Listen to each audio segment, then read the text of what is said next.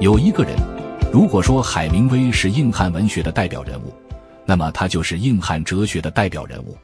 他心有鸿鹄之志，却被母亲讥讽为作品只配当包药的纸。他才华横溢，却遭到同行嫉妒，被心照不宣的封杀。然而他从未放弃写作，直到暮年，才幸而被一位英国评论家偶然发掘，作品得以面世，顿时名噪天下。他就是叔本华，一个后来被众多世界级大师追捧和迷恋的孤独哲学之父。人生的智慧便是他的封笔之作，事态的真相，人性的本质，在一个饱受60多年冷遇的老人笔下娓娓道来，犀利而冷峻，隽永而深刻。尤其书中最经典的这7句话，句句入骨，点醒很多人。这是叔本华最知名的一句话：一个人永远无法看到超出他自身的东西。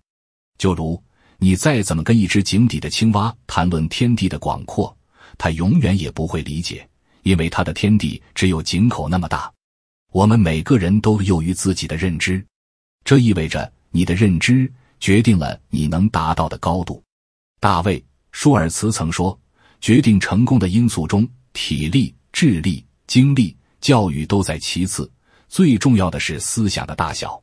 所以我们所需要做的，应该特别警惕的是，不固步自封，不骄傲自大，多接触优秀的思想，不断拓展自己的认知边界，方能拾阶而上，遇见更广阔的天地。曾经的我们以为凭借一腔至诚至真可以拥有一段天长地久的情谊，然而越往后越发现，只不过是幼稚一场。人情似水分高下，世事如云人卷书。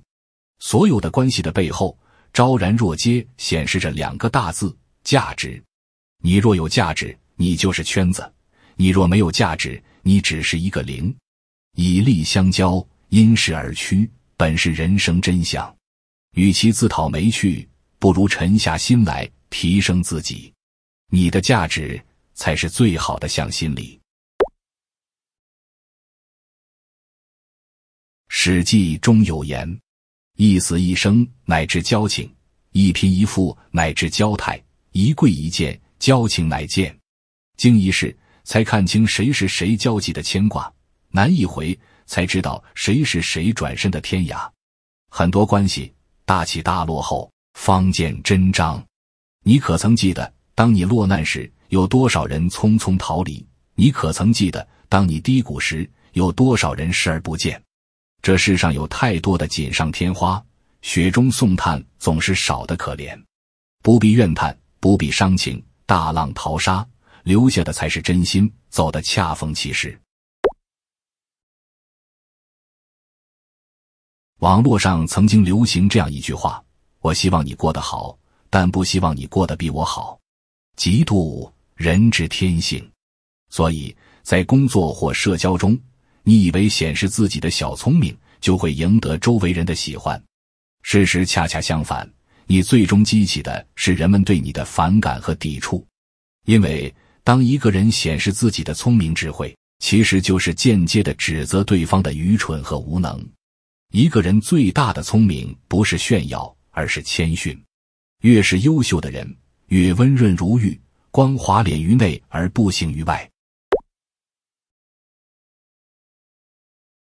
顾客永远是对的，这句话是《羊皮卷》这本销售圣经中的圣经，因为它抓住了人性的内核，每个人内心都渴望被赞赏。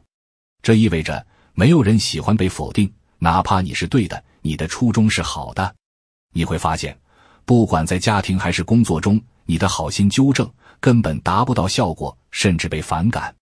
因为是当你驳斥对方的那一刻起，对方反感的闸门已经落下，沟通的道路已被堵塞，从何谈改变？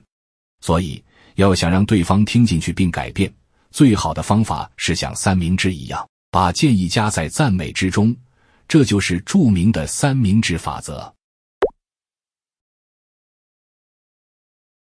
俗话说3岁看老，说的有点夸张，但不无道理。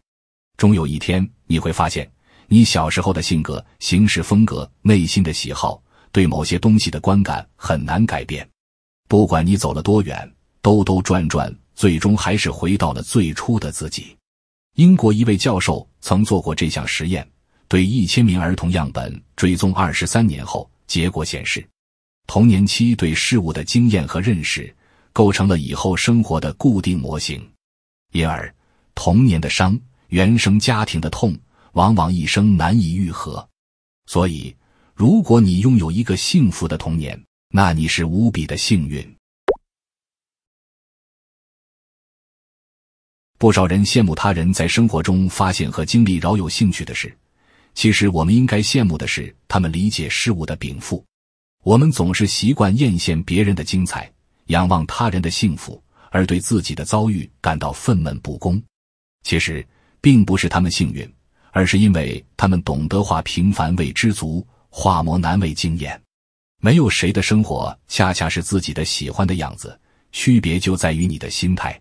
正如陶行知先生说，大雨过后有2种人，一种人抬头看天，看到的是蔚蓝与美丽；一种人低头看地，看到的是淤泥与绝望。你若悲观，即使在最美的境遇里看到，也全是不足；你若乐观，在最低的境遇里也能活出最高的境界。这个世界的模样，最终取决于你的目光。